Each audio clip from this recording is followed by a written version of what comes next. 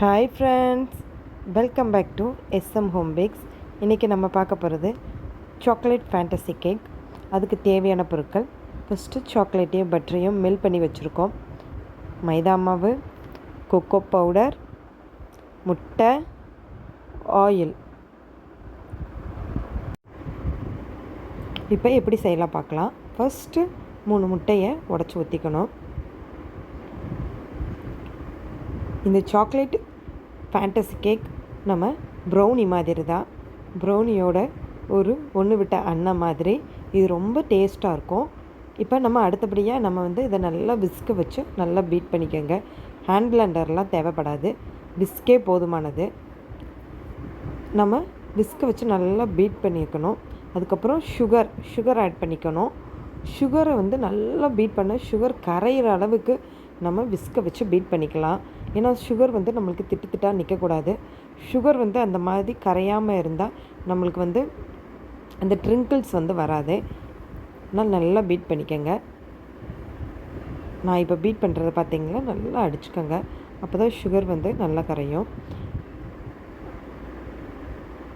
நம்ம சுகரை நல்லா கரையிற அளவுக்கு நல்லா கரைஞ்சப்பறம் பட்டரையும் சாக்லேட்டையும் மெல்ட் பண்ணி வச்சுருக்கோம். அந்த பேட்டரை ஊற்றிக்கலாம். நல்லா ஊற்றிட்டு நல்லா மிக்ஸ் பண்ணிக்கோங்க.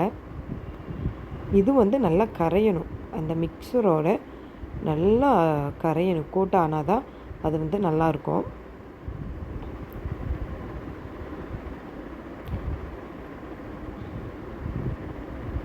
நல்லா பீட் பண்ணிக்கோங்க.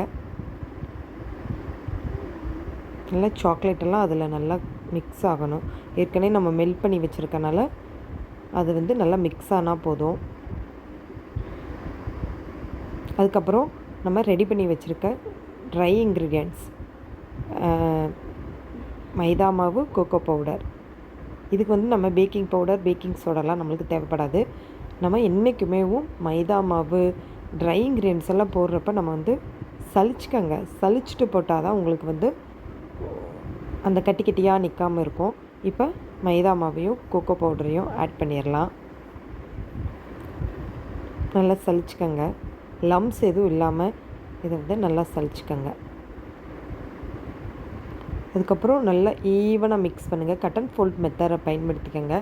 கட் அண்ட் ஃபோல்ட் மெத்தடில் நம்ம ஓவர் மிக்ஸ் பண்ணோம்னா பேட்டர் ஒழுங்காக வராது. நல்லா கேக் ஃப்ளஃபியாக வராது. அதனால் நீங்கள் கட் அண்ட் ஃபோல்ட் மெத்தடை வச்சு நல்லா மிக்ஸ் பண்ணிக்கோங்க. கடைசியாக ஆயில் ஊற்றிக்கோங்க. ஆயில் கடைசியாக ஊற்றினா தான் நம்மளை சைனிங் நல்லா வரும். அதனால் கடைசியாக ஊற்றிக்கலாம்.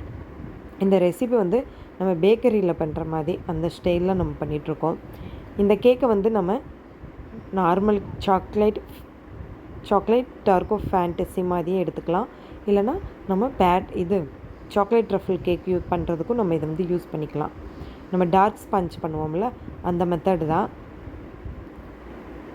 அதுக்கப்புறம் நம்ம நான் இப்போ இது குக்கி டின் இந்த பேட்டரை கப் கேக் மோல்டில் எடுத்திருக்கேன். இது நம்மளுக்கு தேவையான அளவு முக்கால்வாசி ஊற்றுங்க.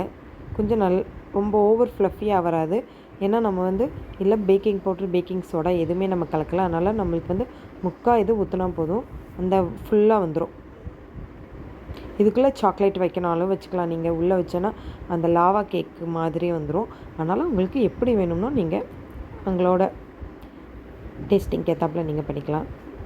இப்போ நம்ம அதுக்கு முன்னாடி அவனை 200 டிகிரி செல்சியஸில் 10 நிமிஷம் ப்ரீஹீட் பண்ணி வச்சாச்சு. ஏன்னா இது கொஞ்சம் நேரத்துலேயே ரெடி ஆயிரும். ஏன்னா நம்ம கப் கேக் மோல்டு தானே ஊற்றி வச்சுருக்கோன்னா கொஞ்சம் நேரத்துலேயே ரெடி ஆயிரும். இப்போ நான் 15 நிமிஷம் தான் வச்சுருக்கேன். ரெடி ஆயிடுச்சு.